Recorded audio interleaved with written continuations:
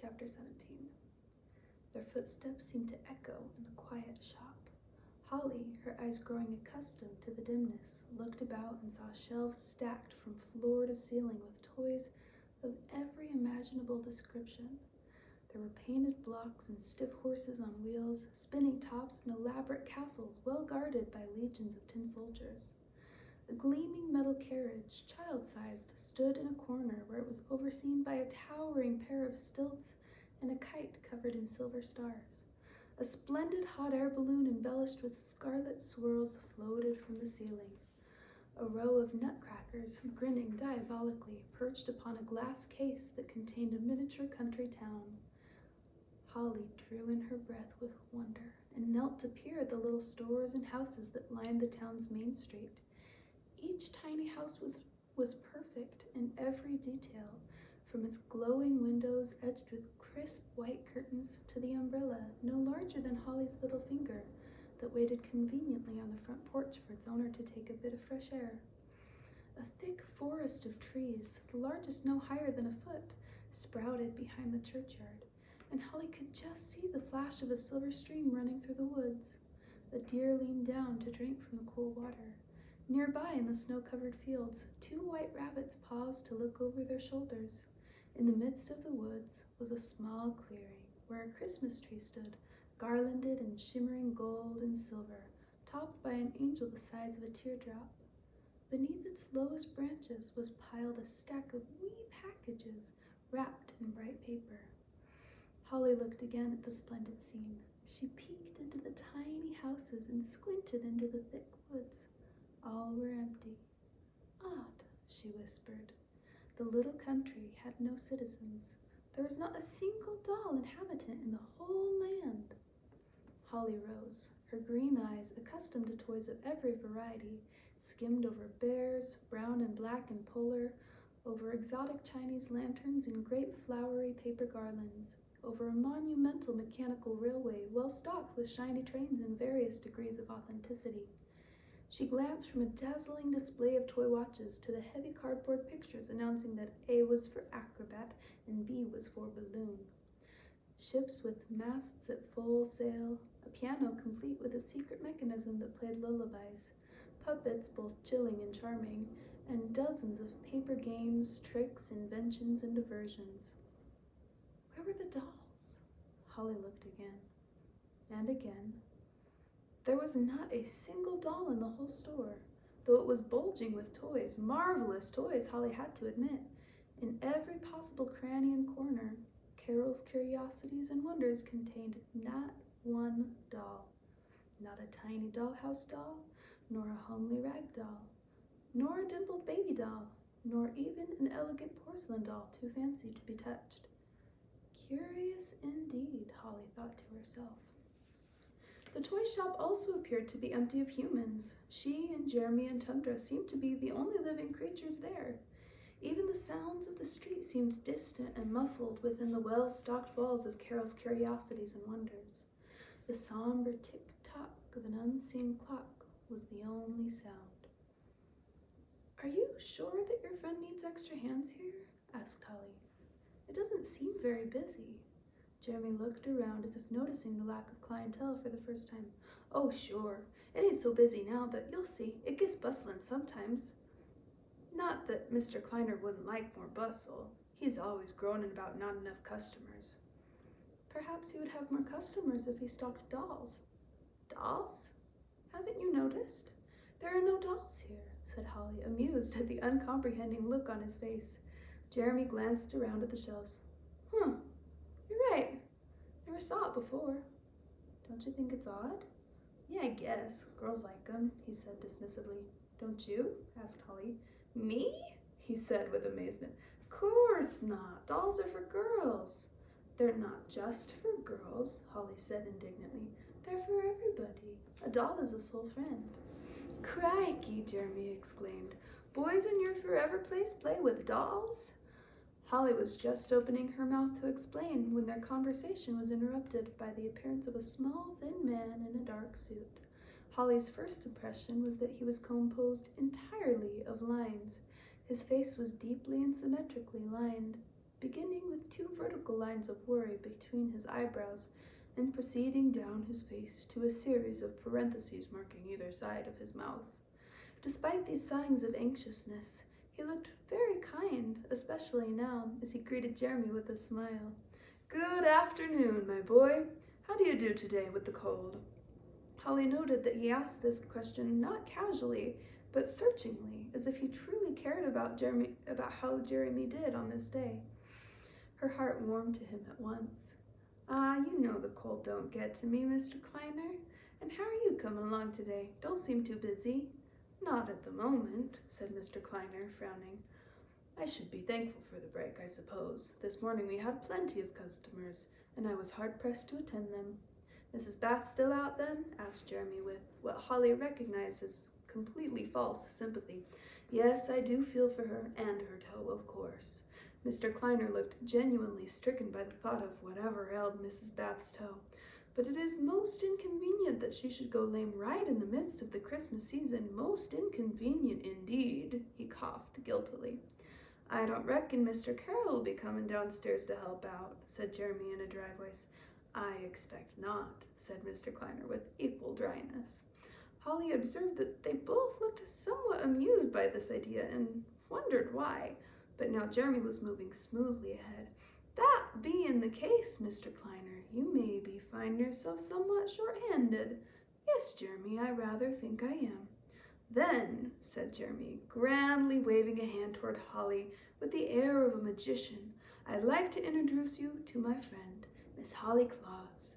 She's worked in a toy manufactory before, so she knows the business. But she don't want to stay, sir," he added hastily. "No, she's just passing through on her way to meet up with her grandma, and finding herself a bit short on money, she's seeking a temporary position. And when we was introduced by our mutual acquaintance, I thought of you, Mr. Kleiner, and how maybe you might need some help just now." Jeremy concluded with a small bow and a hopeful smile. Mr. Kleiner stretched out his hand to Holly and gave her an inquiring look. Those anxious eyes were wise, and she saw that, though he did not entirely believe Jeremy's story, he was willing to pretend he did. She looked back at him as she took his hand and said, "I'm pleased to meet you, Mr. Kleiner. Any friend of Jeremy's is a friend to the world, I'm sure." Mr. Kleiner felt a slight stir of curiosity, though he tried to hide it decently. This was not simply a remarkable, pretty shop girl, but rather a young lady of education and refinement. He wondered what circumstances could have led her to seek employment. "So," he began, twitching his eyeglasses, "you worked in a toy manufactory. Where was that?" "In Maine," said Jeremy at once.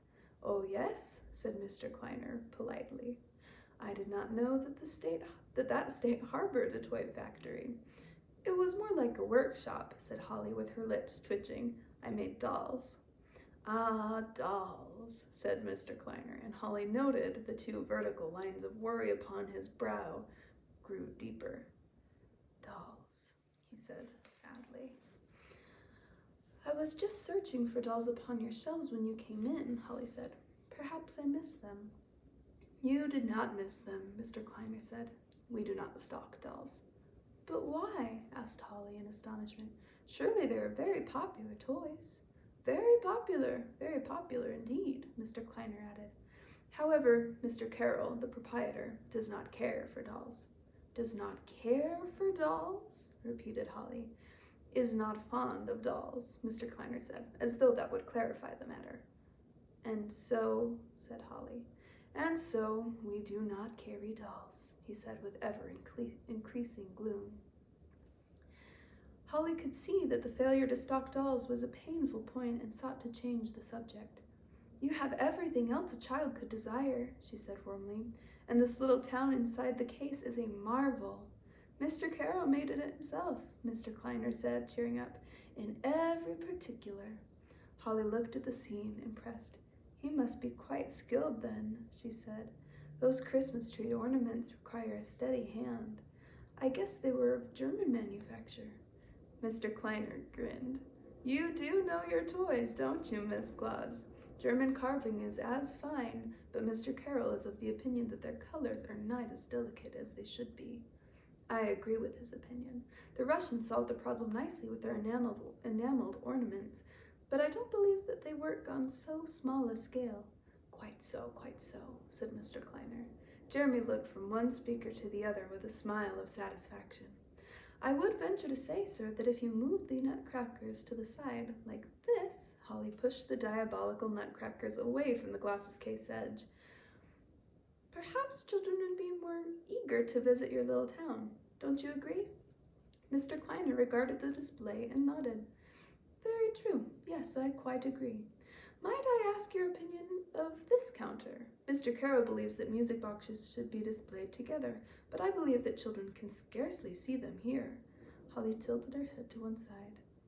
"Why not make a kind of treasure chest of the most beautiful and put it here? You might leave the rest inside the case.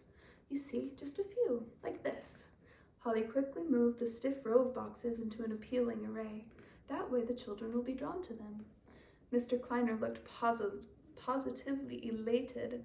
"Very good indeed, Miss Claus. Very good indeed. I think that you are precisely the individual we have been looking for. How long can you stay?" Holly began, but Jeremy broke in. "Couple of weeks," he said loudly. "That'll do," said Mr. Kleiner. "These last 3 days before Christmas will be our busiest." He looked around the empty store and sighed. "I hope. Well, Miss Claus, I consider you ideal for the position, but I must consult, of course, with Mr. Carroll." He licked his lips nervously. "I'll just run upstairs right now." Absently, he picked up a toy bunny and gave its ears a gentle tug. "Yes, well, I'll just run upstairs right now," he repeated. Squaring his shoulders, he marched to a dark staircase that ascended from the back of the store to a wooden gallery above. This gallery, which provided a view of the whole store, apparently led to an upstairs apartment. But it was so dimly lit and thickly swathed in velvet curtains that Holly could not tell where in its shadows an apartment might be hidden. Mr. Kleiner's soft footfalls soon stopped. "I don't like it," said a low voice. It was Tundra. "You don't like the store?" she asked. "The store's all right, though it would benefit from a lamp. I don't like that." Tundra pointed his nose at the shadowy gallery. "What's up there, and why is this Mr. Kleiner uneasy about it?" Holly looked questioningly at Jeremy. "Well," he began, "it's Mr. Carroll. He ain't exactly a friendly sort of fellow. It's funny. If I was the owner of a toy store, you could bet I'd be the happiest guy in the world, but not him. He never smiles, and he'll give you the shivers when he looks at you. He don't like anybody very much. But I guess he likes Mr. Kleiner better than anyone, 'cause he'll talk to him. He don't talk to no one else, hardly. Ain't much of a favor, I don't think, 'cause I've only ever seen him giving orders pretty sharp. Mr. Kleiner, please see to this. Mr. Kleiner, this requires your immediate attendance, and such as that. Mr. Kleiner is the only one he lets upstairs, too, except the maid, but he won't let her come into some of the rooms even. But I gotta say, he never done me no harm. When Mr. Kleiner asks him if I can deliver packages to folks trying to get me a little work, Mr. Carroll says okay and pays me fine. He just ain't very friendly." Tundra's expression grew grimmer. "Holly," he said after a moment, "let's leave this place. Something's not right here." For a moment, Holly teetered on the verge of obeying. Tundra was the voice of wisdom, certainty, authority. He had been all her life. And, she admitted to herself, she had the same feeling he did. There was something strange, even unsettling, about the shadows and doll-less shelves of Carol's curiosities and wonders. Something unhappy. Another voice argued, "Haven't I come to the mortal world to help the unhappy? Hasn't that been the work of every human who became an immortal, who deserved immortality?" Her mouth straightened into a stubborn line, and she stuck her small chin out. "I will stay. I will stay right here, and if Mr. Carroll needs my help, I will offer it with all my heart. I'll make this the best toy shop I can." Tundra sighed. He recognized that look. He padded softly to a corner and sat down. Holly glanced around. "Don't you think this room would look more cheerful if it had more light?" Jeremy replied, "Yeah, but the electric lights are expensive." "They are they?" said Holly. "Well, sunlight is cheap. Let's pull those curtains all the way back." She marched to the front windows, which were veiled in thick cloth. "Is there a ladder, Jeremy? If we take these down, the daylight will stream in. And why aren't there any toys in this window? How is anyone to know that this is a toy shop?" She looked around energetically. "Let's move those sweet bears into the window. We can give them a Christmas party." Throwing off her cloak, she reached for a particularly tempting brown bear. Tundra, in his corner, watched the staircase steadily. Meanwhile, Mr. Kleiner was knocking discreetly upon a heavy wooden door. "Mr. Carroll," he called softly. "Mr. Carroll?" Abruptly, the door was pulled open from within. Mr. Kleiner stared as Mr. Carroll threw himself down in a chair before his work table, without a glance at his visitor, and resumed his intent concentration on a small model of the planets. Though a close observer would discern that he was still a young man, Mr. Carroll's face was wary. His hooded eyes were joyless, and his mouth, set in a sharply defined jaw, was closed in a severe line. As his long fingers connected one delicate wire to another, a fleeting satisfaction crossed his face. But when he finally looked up, his expression was impatient. "Yes, Mr. Kleiner." Mr. Kleiner cleared his throat. "Excuse me, sir. There is a young lady downstairs seeking temporary employment. She strikes me as an exceedingly capable and trustworthy young lady, and since I am in need of assistance in the absence of Mrs. Bath, I should like to give her a place for the few weeks." Mr. Kleiner ran his finger between his stiff collar and his neck. "Provided you approve, of course. References?" "The young lady is from Maine and has not had employment in New York City before." The hooded eyes gave Mr. Kleiner a steely glance. "You wish to employ a young lady who simply wandered in from the street?" Mr. Kleiner drew himself up straighter. "Certainly not, Mr. Carroll. Young Jeremy brought her in and vouches for her." "Ah, recommendation indeed," said Mr. Carroll, his face empty of an expression. There was a short silence as the thin, deft fingers connected another wire. Mr. Kleiner stood before the table, waiting. "I see you have made up your mind," said Mr. Carroll without looking up. "Then do as you think fit. See to it that she minds her own business and not mine. I will be watching for any infraction of my rules. I trust you understand me, Mr. Kleiner?" "Yes," said Mr. Kleiner shortly, and turned to go. As he opened the door, Carroll spoke again. "What's her name?" "Miss Claus," replied Mr. Kleiner. "Good afternoon, sir."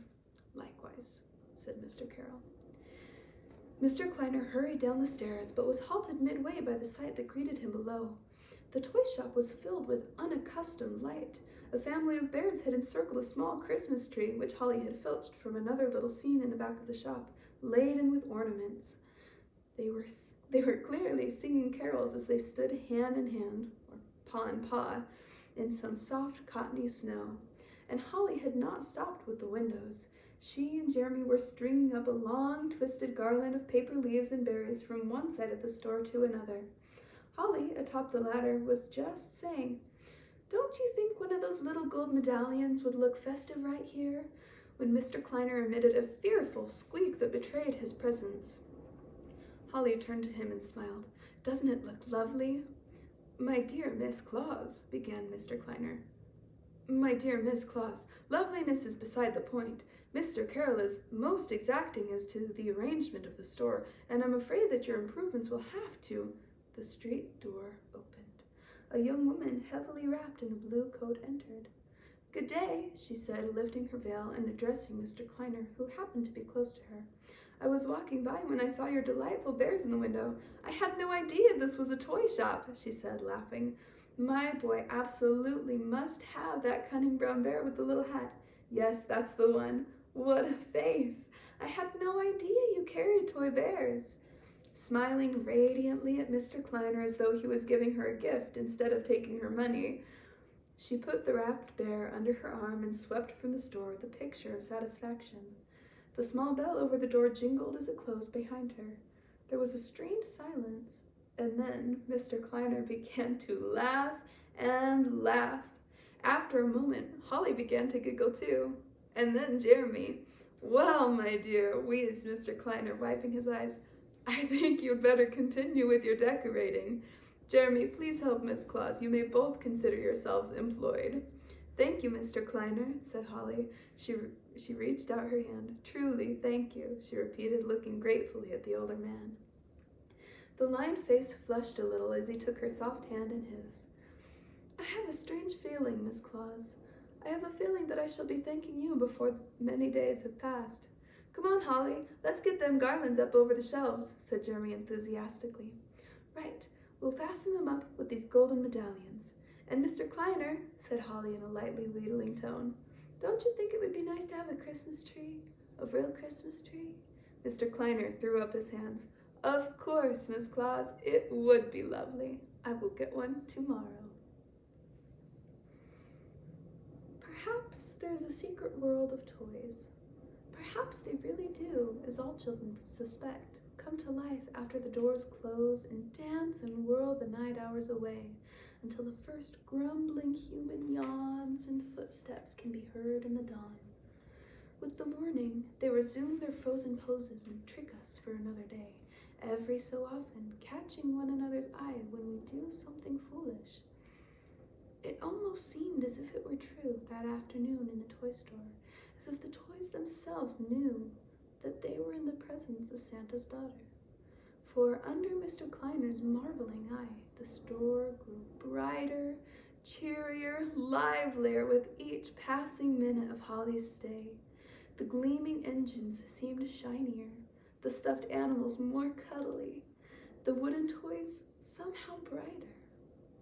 Holly greeted each toy she touched like a long-lost friend. She straightened them and arranged them lovingly. She put old bear colleagues together. She created marvelous little chests bubbling over with treasures. She set tin soldiers into full battle array against a carved dragon who threatened their castle. She made a theater for the puppets out of a checkered silk parachute. She placed spinning angel candelabras in artful spots. She garnished and draped and devised until the room glowed, redolent with the spice and glory of Christmas. "Now," she was saying from the top of the stepping stool, her hands full of evergreen boughs. Mr. Kleiner had relented to the point of making a quick trip to the flower shop. "Do you think that's enough?"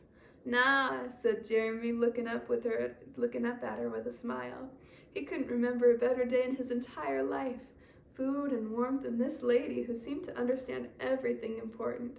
"Nah, you gotta have another one. Don't want it to look skimpy." Holly stepped up on the counter. "Never skimpy. Christmas comes but once a year." She turned to look down at the boy. He seemed suddenly very far away. "But once, she said again, uncertainly. The bright lights above her were very bright. She blinked. "I'm afraid," she began, and clutched the shelf next to her. Tundra made a flying leap from his corner. As Holly dropped limply from the counter, he landed in position directly below, breaking her fall. Jeremy, jerking out of momentary paralysis, reached forward to catch her, and Holly came to rest, unconscious but unharmed, on the wolf's fur back. It took every ounce of Tundra's self-discipline to keep from shouting orders. He waited until Mr. Kleiner, shaking with distress, went to fetch some water before he muttered urgently to Jeremy, "Open the door. She needs cold air." Jeremy obeyed quickly, and as the first gusts of freezing air eddied into the shop, the color returned to Holly's cheeks, and she began to breathe normally. Mr. Kleiner came rushing back with a cup of water just as her eyes fluttered open. She and Tundra exchanged a long look, hers mutely grateful, his tender. "That's a good dog you got there, Miss Claus," Mr. Kleiner was saying excitedly. "I'd never seen anything like it. As soon as you began to fall, he was beneath the shelf to save you. My word, what is he, a wolfhound? One of those Canadian dogs, I'll be bound. Good dog, smart dog," he bellowed to Tundra and patted him heavily on the head. Tundra quelled an urge to bite him. "Now, Miss Claus," said the man, turning his attention to Holly, "you haven't had a morsel to eat for quite some time, am I correct?" "Yes, sir," said Holly quietly. Anything was better than trying to explain the real cause of her faintness. "Just as I thought. Young lady, you need some nourishing victuals." Mr. Kleiner gave her a keen glance. Perhaps you are a little short of the needful, Miss Claus, but do not fear. I shall be happy to extend you credit against wages to be earned. And indeed, he gave a short laugh, you've already earned enough this afternoon for a fine meal. You rest here in this chair, and I'll run up the street. Meat pasty, carrot soup, most healthful carrot soup. Lady cake, tea, most certainly. I'll be back in no time. Stay seated. Thank you, sir, said Holly faintly. The door banged behind him. Jeremy began talking at once. But Holly, why didn't you tell him? You ate at McElhenney's. You ain't really hungry, are you? No, I'm not hungry, said Holly. I just wanted him to leave for a moment. Oh, Tundra, what am I to do? She wailed. What's the matter? Goggled Jeremy. What's going on? Holly buried her face in Tundra's fur. I can't bear to fail like this, she said. I know, but you must remember, you're on mortal land.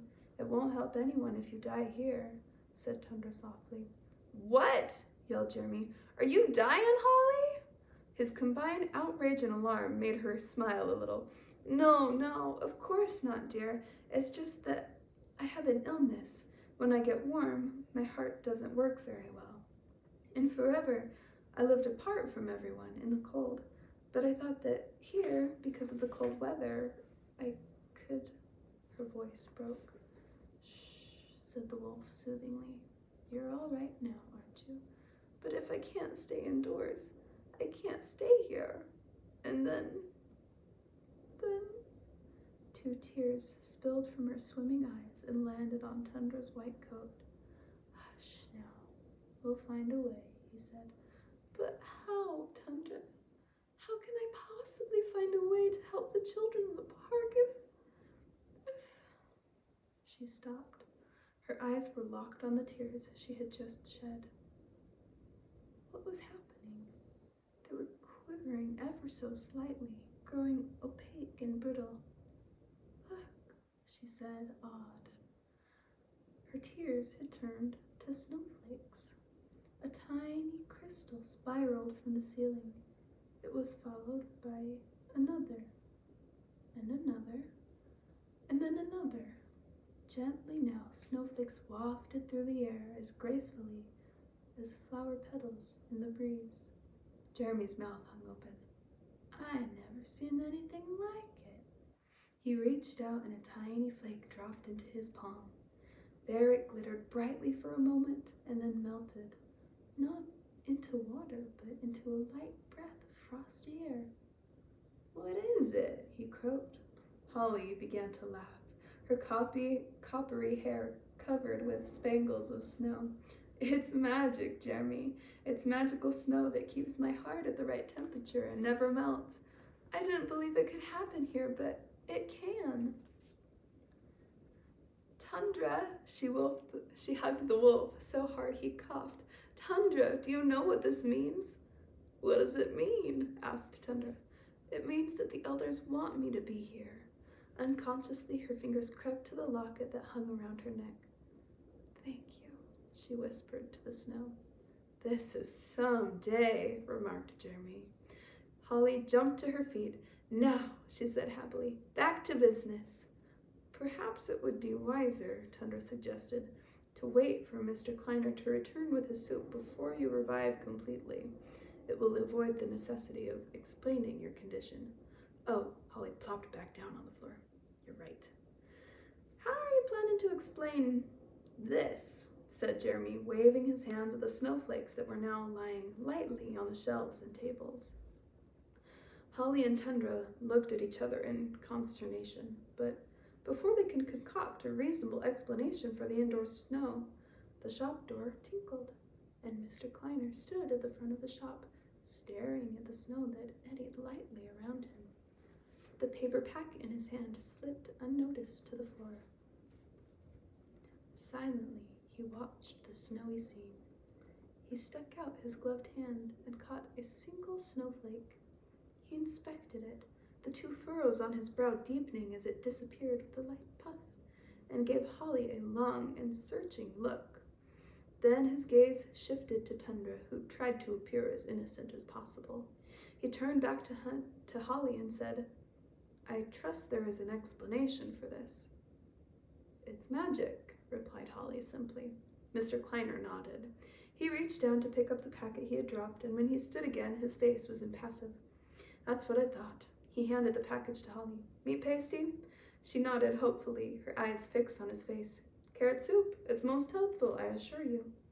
I don't want to know how you did it, Miss Claus. Can you undo it? I don't think so, sir, said Holly, dropping her eyes. Then I am afraid, Miss Claus, that you and... There was a particularly loud jingle from the bell. 2 children, about 8 years old, burst into the shop hand in hand. Their eyes were fixed on the twirling snow, and their mouths were hanging open in awe. A vigorous lady, carrying a variety of packages, bustled in after them, saying loudly, Edward and Michael, how many times have I told you not to enter shops without me? She grasped the 2 boys by the shoulders and gave them a healthy yank. But, Ma, cried the boys in unison, look! They pointed at the snow-dusted toys and the crystals that danced in the air. The vigorous lady glanced up and delivered another yank before the meaning of what she had seen settled upon her, and she looked again. Well, I never, she said softly. How on earth? She stared. How on earth did you do it? She turned to Mr. Kleiner, who turned to Holly. Magic, ma'am, Holly said. Christmas magic. The woman broke into a broad smile. You don't say, miss. Edward and Michael, this is magic snow. It must have come from Santa Claus. The 2 boys nodded. This was far more reasonable than most of the explanations grown-ups gave. Look, said their mother cheerfully. Look at those soldiers, boys. Aren't those exactly what you've been begging for? The shop door jingled again. A very thin boy in an elegant black coat stood inside, his eyes shining behind his spectacles. Look, Mr. Karsten, it is snow. Impossible, said a tall but gentle-faced man entering behind him. Good gracious, he exclaimed in the next moment. You're quite right, Martin. How do you suppose? He was pushed aside by a gaggle of little girls, 1, 2, 3, 4, 5, identically dressed in thick, warm coats, and each as bossy as the last. Their teacher trundled up behind them, panting, Girls, girls, young ladies, gracious! Your father shall hear of this behavior, dashing down the street like a gaggle of geese. Gracious alive! Oh! Then she took in the scene before her, and was silence. Not so the little girls, who shouted at the sight of the snow, and then dispersed themselves around the store to inspect each and every snow-dusted toy. An astonished gentleman in a brown coat, a bedazzled young lady in a bedraggled hat, 3 children pulling their indulgent grandfather, a bundled baby on the shoulder of her nanny, gurgling with excitement, 4 dirty boys in ragged clothes who greeted Jeremy with shouts of admiration, asking him how he did it, 3 fat yellow-haired children who expressed their delight by falling on the floor, 1 very cold little girl who looked up at the dancing crystals with starry eyes, and then crept away with a good portion of the meat pasty which Holly had pressed into her hands. Mr. Kleiner flew about, his grave doubts forgotten, pulling down bears and tops, trains, and skates for the children. Holly, too, was busy, bringing toys to children and, in a few cases, children to toys. She seemed to have a special intuition for the precise toy that would fit each child. The thin, elegant boy left clutching a case of scientific instruments, and the gaggle of girls promised their miserable teacher that they would be well behaved for the rest of the afternoon only if they received each a tin dog that jumped up and down as it banged on a drum. Holly doubted that they would ever be well behaved. But she found 5 tin dogs and smiled as she watched the girls leave. She wished that Nicholas was by her side. He loved little children who had the gumption to be naughty sometimes. The astonished gentleman bought a fire engine for his nephew. The bundled baby was rewarded with a new rabbit, which she drooled upon. The 4 ragged boys came away with a handful of candies apiece, courtesy of Mr. Kleiner, who had once been a ragged boy himself. The indulgent grandfather turned out to be a train enthusiast and bought an entire railway for his grandchildren. The fat yellow-haired trio disappeared for a few minutes and then returned with their monumentally fat yellow-haired mother, who purchased 3 sleds, 3 pairs of skates, and 3 drums. As these customers left, they were replaced by others, and the awestruck crowd continued to swell. The bell jingled so many times that Mr. Kleiner finally just left the door open, since it made very little difference to the temperature anyway. More and more people stopped, peered, exclaimed, entered, smiled, and then found themselves leaving with a brand new toy under their arms. Holly and Mr. Kleiner were now so busy they could scarcely speak, and they resorted to brief telegraphic communication as if they had been working together for years. Even Jeremy was quickly tying packages up in brown paper and red string and noting deliveries for the next morning.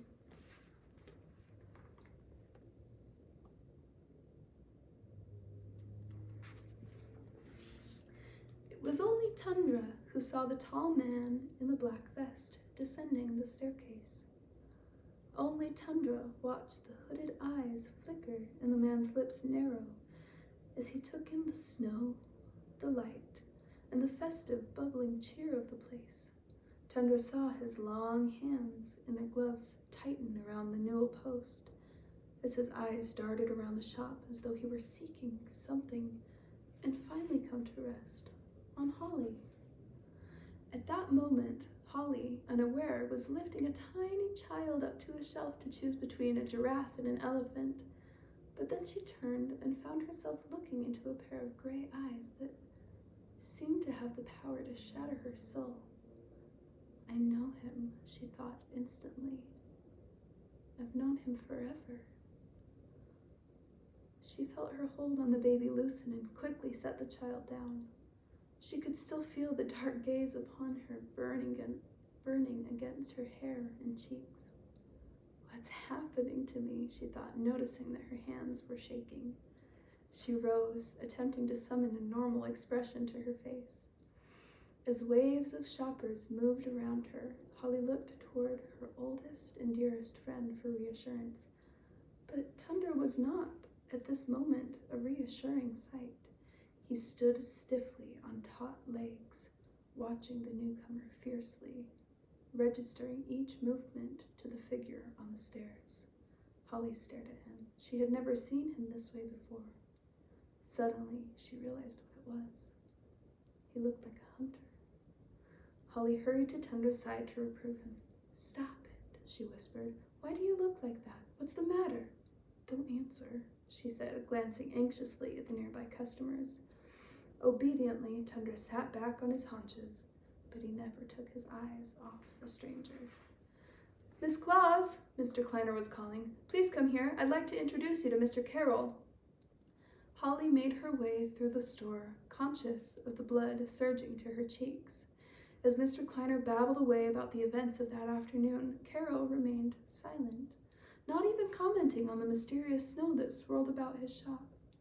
Mr. Kleiner grew more and more desperately animated until Holly at last reached his side.